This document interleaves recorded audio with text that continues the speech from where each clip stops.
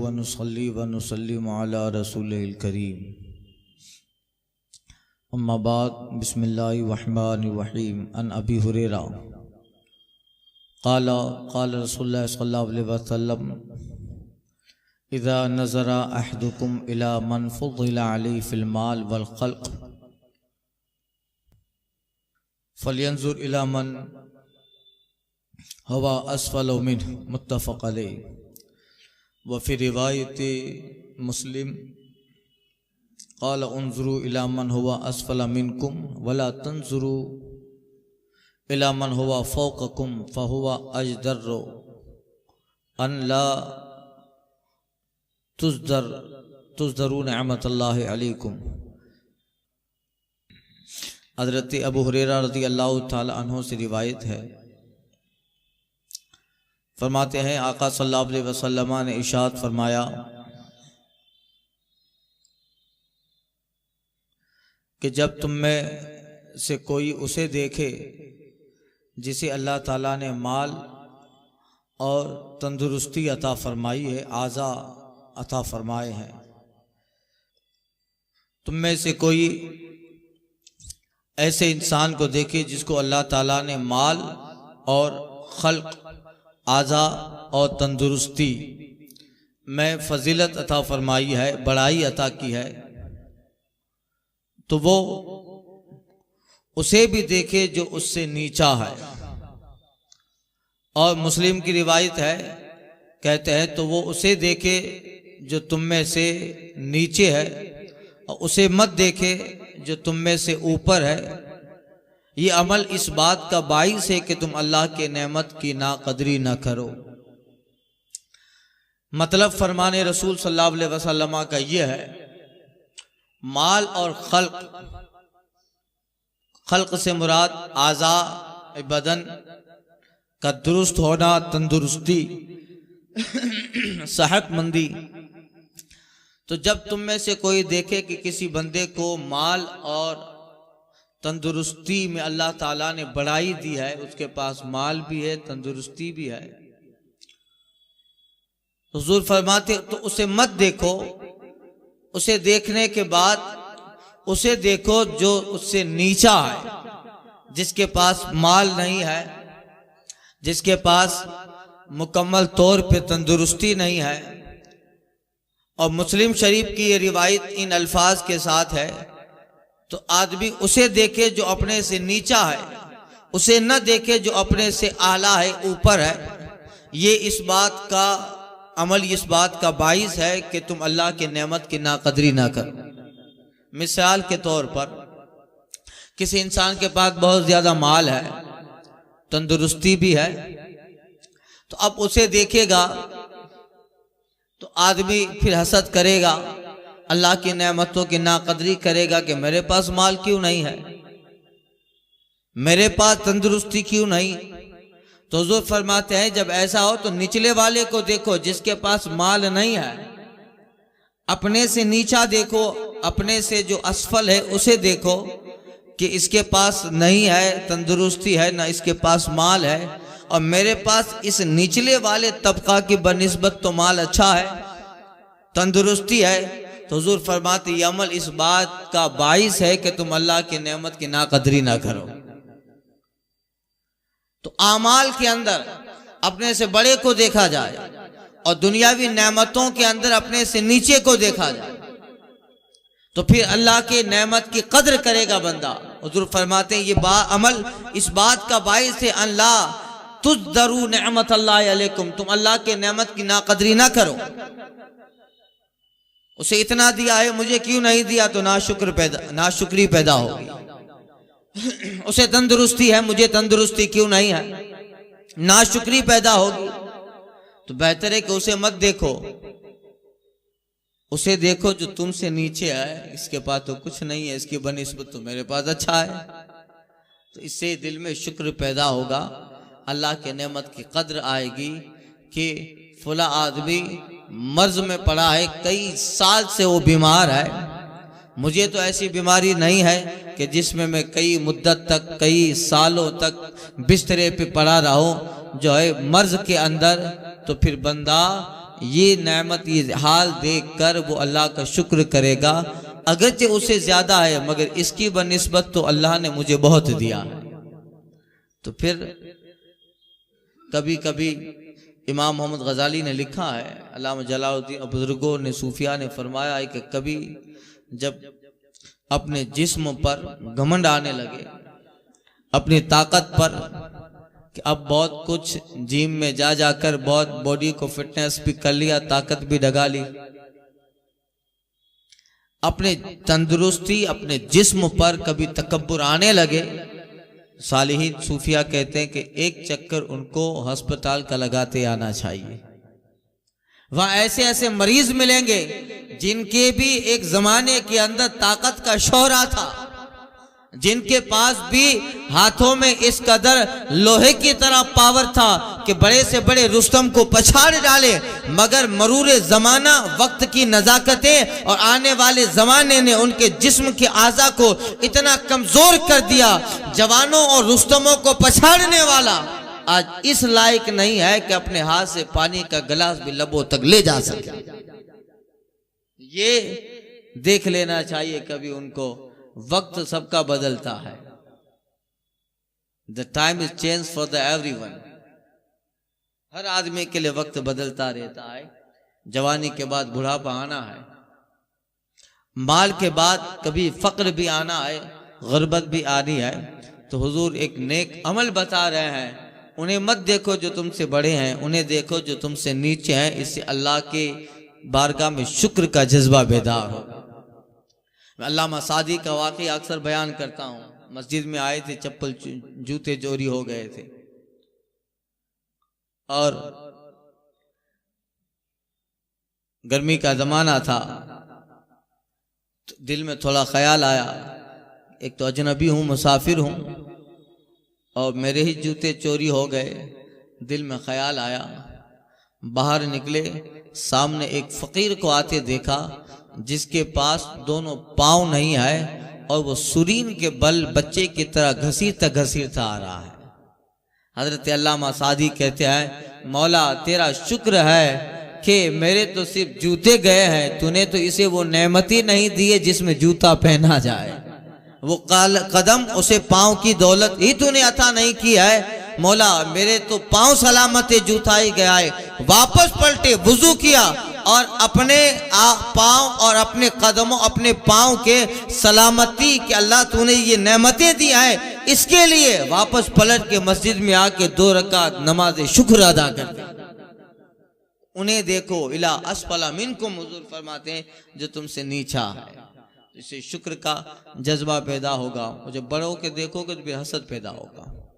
उसके पास कार है, मेरे पास क्यों नहीं है कार? तो सूफिया कहते हैं कि दिल के अंदर जब हसद का एक बीज आ जाता है तो फिर वो बढ़ता बढ़ता बढ़ता तमन्ना बन जाता है और फिर वो तमन्ना बनते बनते जिंदगी का हिस्सा बन जाता है। अब उसके बगैर फिर चैन ना पड़ेगा, अब वो करना है, वो लेना है। तो उसके लिए चोरी भी करेगा, सट्टा भी खेलेगा, जुआ भी खेलेगा, मगर कार लेगा। एक हसद का बीज दाना आया, उससे तमन्ना बनी, वो तमन्ना आरजू बन गई, आरजू फिर जिंदगी का हिस्सा बन गई। फिर उसको तकमील पूरा करने के लिए उसने नाजायज रास्ते इख्तियार किए। इसलिए उसे देखो ही मत जिसके पास कार है, तुम्हारे पास तुम्हारी बाइक है, ये बेहतर है। अगर देखना है तो उसे देखो जिसके पास बाइक नहीं, साइकिल है, कि इसकी बनिस्बत तो मेरे पास बाइक है। तो शुक्र का जज्बा पैदा होगा, अल्लाह की नेमतों की कद्र आएगी। उधर देखते रहोगे तो फिर सारा दिन नींद भी नहीं आएगी। रात को क्रो करा इडाती गिना के इडाती गिना पर गड़ी खपे तो उसको पूरा करने के लिए। इसलिए हाँ, आमाल में ऊपर वाले को देखो, वो 50 रकात नवाफिल पढ़ रहा है रात को, मैं 20 पढ़ रहा हूं, नहीं मैं 60 रकात नमाज नफल पढ़ूंगा। ये रोजाना जो हफ्ते में 2-3 मरतबा तहज्जुद पढ़ लेता है, मैं सारा हफ्ता नमाज तहज्जुद पढ़ूंगा। आमाल में अपने से ऊपर को देखो ताकि तुम्हारे आमाल का सिलसिला भी मजबूत होता जाए। आमाल में ऊपर को देखा जाए कि ये 5 वक्ता नमाज पढ़ता है, मैं भी 5 वक्ता नमाज पढ़ूंगा और साथ में नवाफिल भी पढ़ूंगा। मैं क़ज़ाए उम्री भी करूंगा, बहुत सारी नमाजें छूट गई है, क़ज़ाए उम्री करना है। आमाल में उन्हें देखो तो फिर ये भी शुक्र का एक हिस्सा है और इससे आमाल की तरफ बंदा बहुत जल्दी आता है। ये कितनी प्यारी बात सरकार सल्लल्लाहु अलैहि वसल्लम ने इरशाद फरमाया। अगर इस पे अमल हो जाए तो फिर मुआशरे से हसद, बुग़्ज़, कीना, ये सारी चीजें निकल जाए। और सूफिया फरमाते हैं कि आदमी जब ये सोचता है ना, फलां को इतना क्यों दिया, मुझे क्यों नहीं दिया, तो ये सोच नहीं रहा होता है, हकीकत में इसकी ये सोच अल्लाह की तक़सीम पर एतराज है, अल्लाह की तक़सीम पर एतराज है। अरे इसको दिया है, तू कहता है कि इसको क्यों दिया, तुझे ज्यादा मालूम है या देने वाले रब को मालूम है।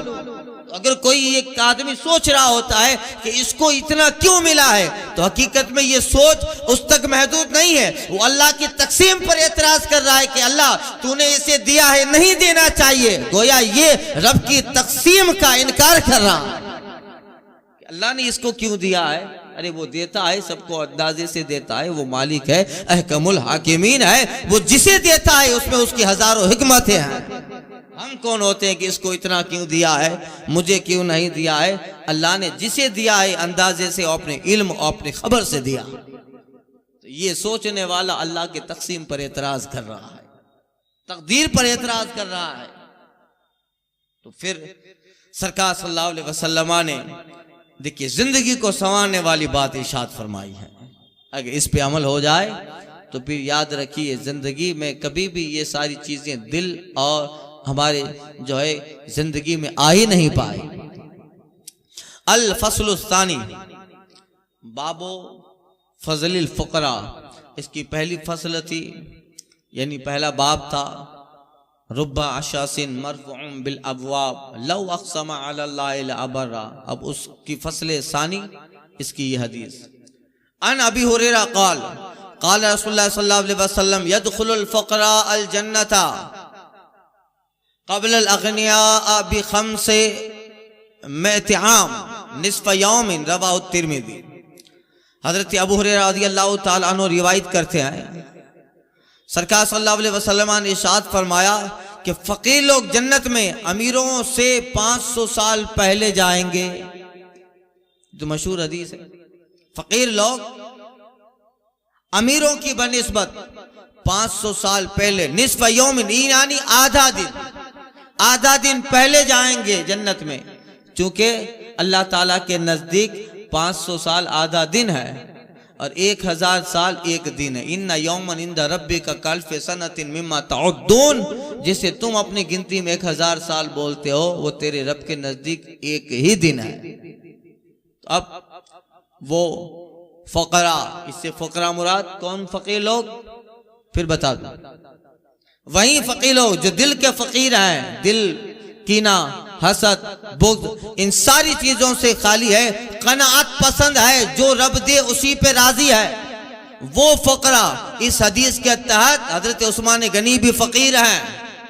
इसलिए यहाँ माल का फकीर मुराद नहीं है, यहाँ दिल को तवाज़ो, इनकी सारी हम्बलनेस जिसको कहते हैं, बिल्कुल खाकसारी और तवाज़ो वाला उसका कल्ब हो, जिस दिल में रियाकारी ना हो, जिस दिल में बड़ाई ना हो, जिस दिल में तकब्बुर ना हो, जिस दिल में दुनिया के माल और असबाब की हिर्स व हवस ना हो, इन सारी चीजों से दिल खाली रहे, तो हकीकत में उस पाक दिल वाला ही दिल का फकीर है। वही तो इस हदीस के तहत उस्मान गनी भी फकीर है। और ये हदीस उन लोगों के लिए नहीं है, सहाबा जो थे वो तो सबसे पहले जन्नत में चले जाए। उस्मान गनी, उनको हिसाब क्या देना है, वो तो बगैर हिसाब जाने वाले हैं, उनका तो हिसाब है नहीं। हुजूर ने फरमाया था 70,000 मेरी उम्मत के ऐसे लोग हैं जिसको अल्लाह ताला बगैर हिसाब व किताब के जन्नत में दाखिल करेगा। 70,000। हजरत उकाशा खड़े थे, हुजूर दुआ करे उस 70 में मेरा भी नाम हो, उन 70,000 में मेरा भी नाम हो। हुजूर फरमाते हाँ वो कजालिक, हाँ तेरा नाम है उसमें। यानी हुजूर को मालूम है जितने 70,000 बगैर हिसाब व किताब के जन्नत में जाने वाले हैं, उनका पूरा लिस्ट, पूरा फिगर सरकार को मालूम है। और उसमें हजरत उकाशा सरकार के सहाबी हैं, वो हैं तो सरकार कह रहे हाँ हाँ तू है। एक दूसरे सहाबी खड़े हो गए, मस्जिद ही की बात थी, मस्जिद नबी में, कहा हुजूर मैं, हुजूर फरमाते नहीं, उकाशा तुमसे आगे बढ़ गए, तुम बैठ जाओ। वरना तो सब खड़े हो जाते, पूरा मदीना आ जाता।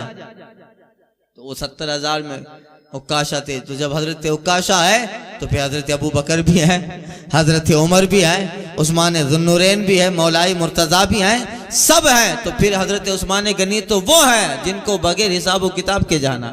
आम लोगों की बात है जो असबाब और जिनके पास दुनिया में माल है, तो वो उसी में फंसे रहना है। और जिसके पास कुछ था ही नहीं, 200 कमाता था और 200 ही रोजाना खर्च होता था घर में, तो हदीस पाक में आया है ना, तुम हलाल कमाई से अपनी बीवी, अपने बच्चों, अपने बेटों, अपने माँ बाप, हलाल कमाई से अगर उनको दस्तरखान पे बिठा के खिलाया है, तो रसूल पाक की हदीस का मफहूम है कि उस खाने का हिसाब अल्लाह क़यामत में नहीं लेगा। उस खाने का हिसाब अल्लाह नहीं लेगा। जो अपनी औलाद, अपने माँ बाप, अपने अहले खाना पे खर्च हुआ है, वो हिसाब नहीं लेना है, बल्कि हदीस पाक में है हलाल कमाई से अपने घर वालों को खिलाना। हिसाब तो अलग बात है, अल्लाह उस खिलाने को सदका बना देगा, उसका सवाब सदका में अल्लाह ताला देने वाला है। उसका हिसाब अलग चीजों का होना है। अच्छा, 4 गाड़ियां ली थी, एक गाड़ी से जरूरत पूरी हो जाती थी, दूसरी 3 क्यों ली? एक मकान में सब आराम से रह रहे थे, वीकेंड बनाने के लिए, साल में वेकेशन बनाने के लिए वो मकान वहां क्यों लिया? बताओ, मकान बनाया उसका पैसा कहां से लाया? ये हिसाब होना है, ये सारी चीज होने हैं। बाकी जो दीन के ऊपर जो सरकार ने जो अहादीस में बयान फरमाया, अपने माँ बाप को खिलाना, अपने बीवी बच्चों, उसका हिसाब नहीं होने वाला है, उसका हिसाब नहीं होने वाला है। इसलिए कि ये तो इबादत है, ये तो खिलाना भी इबादत है। आपके बच्चों का पेट भी भर रहा है और अल्लाह उसमें सवाब और इबादत और सदका भी दे रहा है। हिसाब अलग चीजों का होना है। इधर उधर जो कमाया, इधर खर्च किया, इधर दिया, उधर से लिया, तो इसी हिसाब में फंसे रहेंगे। बिखमसत में तामिन निस्फ यौम, 500 साल यानी आधा दिन, अल्लाह के नजदीक आधा दिन, हमारे 500 साल। वो बाद में मालदार लोग जाएंगे और सबसे पहले फकरा हजरात जाएंगे, इसलिए कि कुछ था ही नहीं, जितना होता था उतना ही जरूरत थी, उतना ही आता था। तो यही है। अन अनसिन अन नबी सल्लल्लाहु अलैहि वसल्लम क़ाल अहयीनी मिस्कीना व अमितनी मिस्कीना वहशुरनी फी ज़ुमरतिल मसाकिन। क़ालत आयशा लिमा या रसूल अल्लाह? क़ाल इन्नहुम यदखुलूनल जन्नत क़ब्ल अग़नियाइहिम बि40 खरीफ़ा। या आयशा ला तरुद्दिल मिस्कीना वलो बिशिक़्क़ि तमरतिन। या आयशा अहय्यिल मसाकिन व क़र्रिबिहिम फ़इन्नल्लाह युक़र्रिबुकिल यौमल क़यामा। रवाहु तिर्मिज़ी वल बैहक़ी फ़ी शुअबिल ईमान व रवाहु इब्न माजा अबी सईद इला कौली फी ज़ुमरतिल मसाकिन। हजरत अनस बिन मालिक रज़ी अल्लाह तआला रिवायत करते हैं, सरकार सल्लल्लाहु अलैहि वसल्लम ने फरमाया, ए अल्लाह, हुजूर इरशाद फरमाते हैं, ए अल्लाह मुझे मिस्कीन जिंदा रख, मुझे मिस्कीनी की हालत में मौत दे और मुझे हश्र में मिस्कीनों की जमात के साथ जन्नत में दाखिल फरमा। वहशुरनी फी ज़ुमरतिल मसाकिन, और मिस्कीनों के जमात में, मुझे जुमरा में, उनके टोला में मेरा हश्र नसीब कर। हजरत आयशा कहती है, लिमा या रसूल अल्लाह, हुजूर ऐसा क्यों? मिस्कीन यही फकीर लोग, ऐसा क्यों? आका फरमाते इन्नहुम यदखुलूनल जन्नत क़ब्ल अग़नियाहिम बि40 खरीफ़ा। ए आयशा, इसलिए कि मिस्कीन लोग मालदारों की बनिस्बत 40 बरस पहले जन्नत में जाने वाले हैं। उस हदीस में 500 साल, इसमें 40 साल। आप एतराज उसके ऊपर नहीं होगा, इसलिए कि बाज फकरा ऐसे होंगे, बाज मालदार ऐसे होंगे जो हिसाब में 40 साल लगाएंगे, बाज मालदार ऐसे होंगे जिनका हिसाब करते करते 500 साल। अलग अलग है, कोई 500 साल तक हिसाब में रहेगा, कोई 40 साल तक हिसाब में रहेगा, और कुछ लोग हैं जो 500 साल पहले चले जाएंगे मालदारों से, कुछ 40 साल पहले।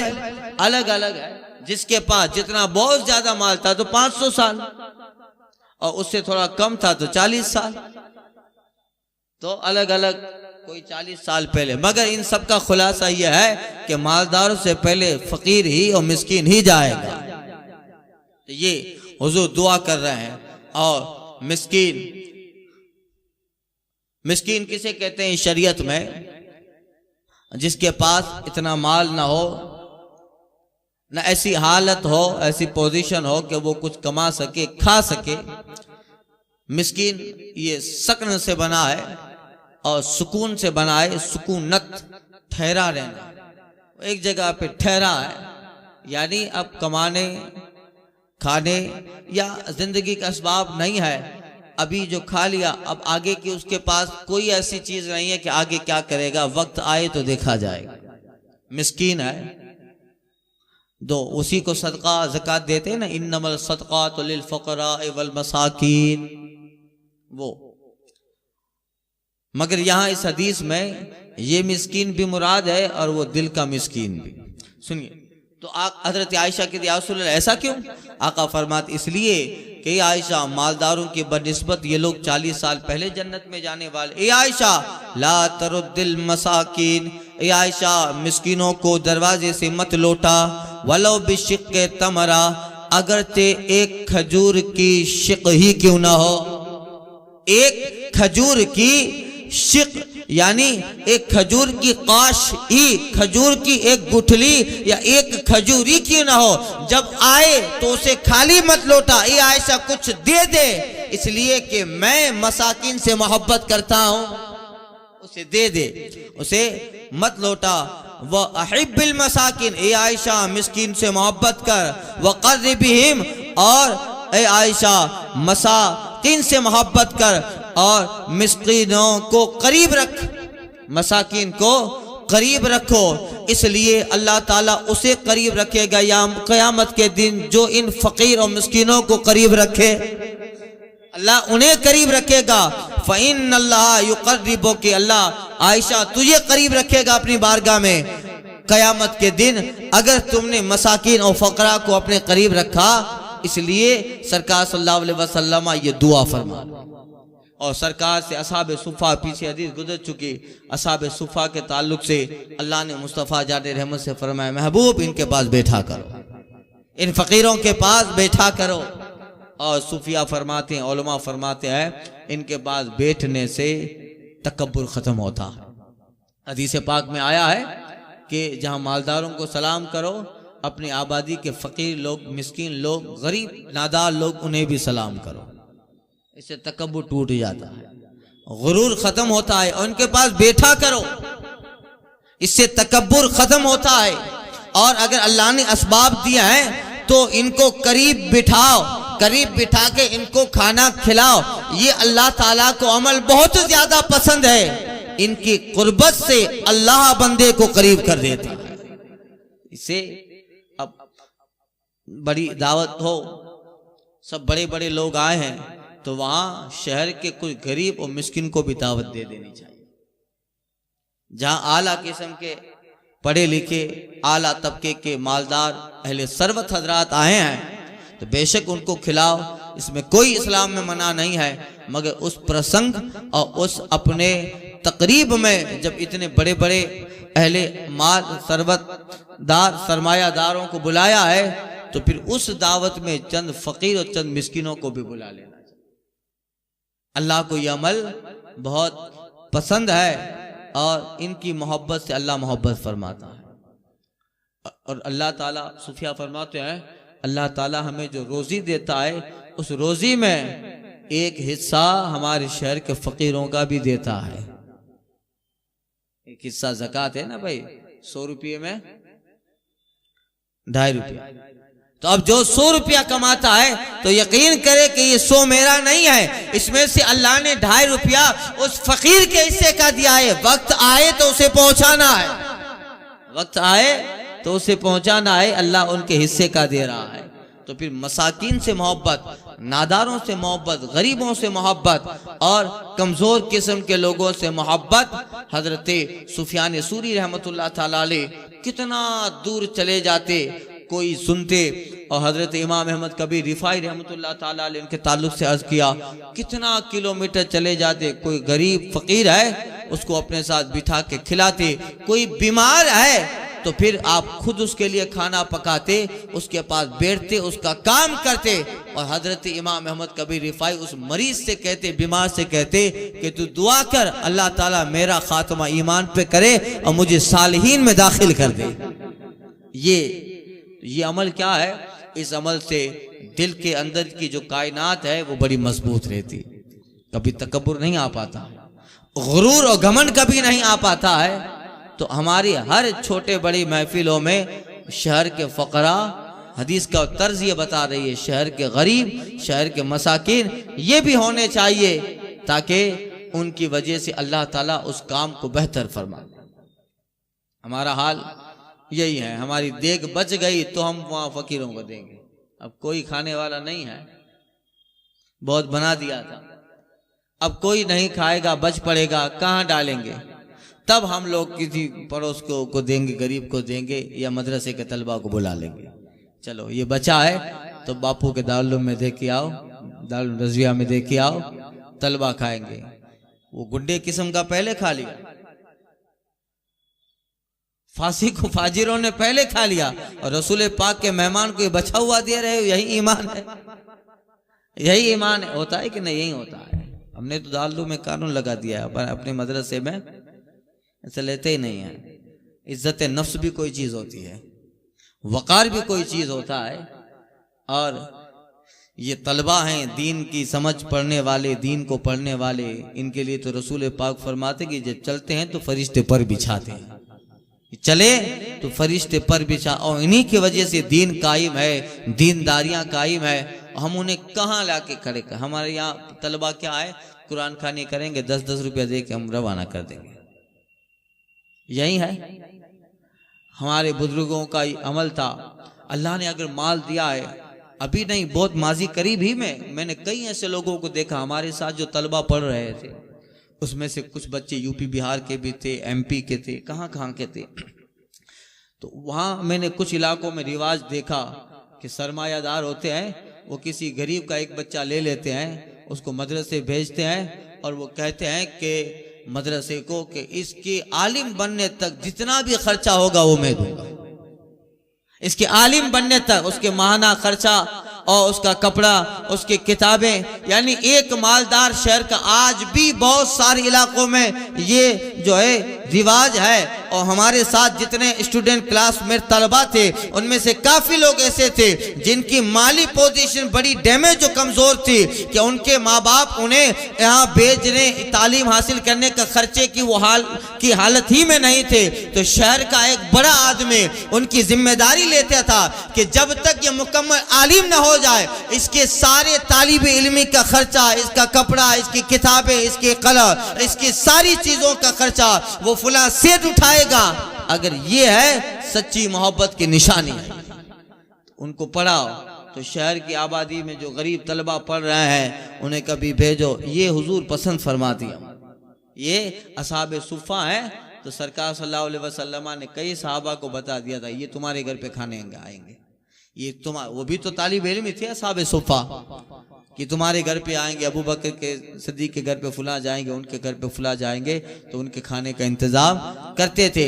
तो फिर इन्हें अच्छा रखने से अल्लाह हमें अच्छा रखता है, इन्हें अच्छा रखने से अल्लाह हमें अच्छा रखता है। आज अलीफ बे पढ़ने वाला आगे कौम का बहुत जबरदस्त आलिम बनकर दीन की खिदमत करने वाला, तो फिर उनकी इज्जत होनी चाहिए। एक हकीम गुजरे हैं मंतिक की बू अली सेना, वो बहुत बड़े, और इल्म से इतनी मोहब्बत थी कि आप अंदाजा लगाओ। किताबें पढ़ने का इतना शौक था कि उनके पास जितनी किताबें थी बू अली सेना ने पढ़ डाली। फिर उन्हें जो है हुकूमत के लाइब्रेरी के ताल्लुक से पता चला कि बहुत सारी किताबें, वो लाइब्रेरी में मुझे जाना है, मगर ये बहुत छोटे हैं और इन्हें लाइब्रेरी में जाने कौन देगा? बादशाह है, बादशाह के पास जाना तो उसके लिए मुमकिन न था। क्या करे, उसे पता चला कि बादशाह को एक मर्ज हो गया है। सुनिएगा, लुत्फ आएगा आपको इल्म की कदर, कल बताया ना। उन्हें पता चला कि बादशाह को एक मर्ज हो गया है, तो कहा उस मर्ज का बादशाह इलाज करवा रहा है मगर इफाका नहीं हो रहा है, क्या करे?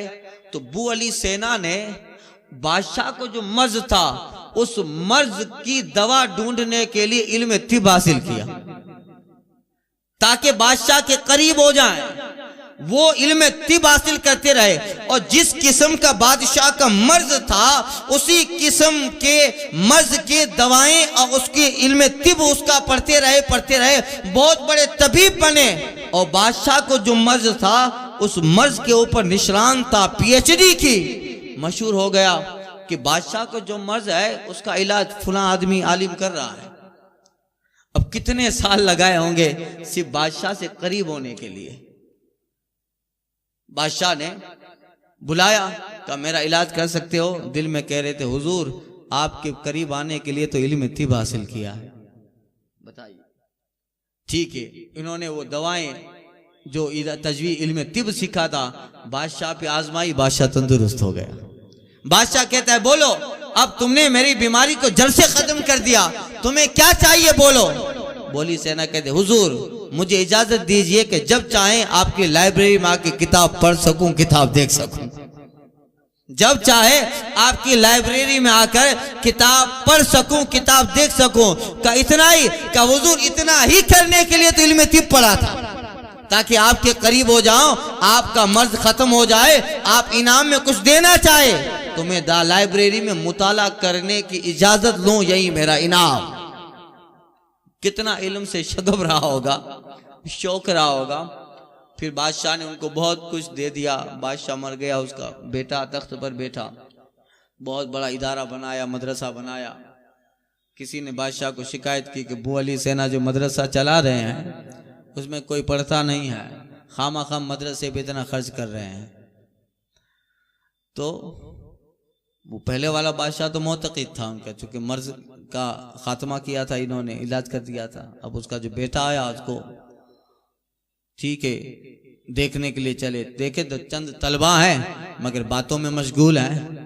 लोग कहते हैं जिन्होंने कान भरे थे, देखा हमने कहा था मदरसे में इतना खर्च करते हैं, देखिए तलबा कोई पढ़ नहीं रहा है, सब मस्ती मजाक में लगे है। एक तालिब इल्म को देखा जो कोने पर बैठकर किताब बड़ी इन्हिमाक से याद कर रहा था, किताब को बड़े जो है मुनहमिक होकर याद कर रहा था बहुत। बादशाह ने उसका दिमाग इल्मी दिमाग था, इल्मी लोग थे सब, देखा कि ये पढ़ रहा है बच्चा, कहाँ ये मेहनत है, पूछा ये, बोले ये मेहनत ही में लगा रहता है। वो अली वो बादशाह कहते चलो वापस। का हुजूर ये सब तलबा है, का इन्हें छोड़ो, ये एक पढ़ रहा है, अगर एक पढ़कर दीन का अच्छा मुबल्लिग बन गया तो जितना खर्च किया है वो वसूल हो गया। जितना खर्च किया है एक तो बनेगा ना, एक तो अच्छा आलिम बनेगा।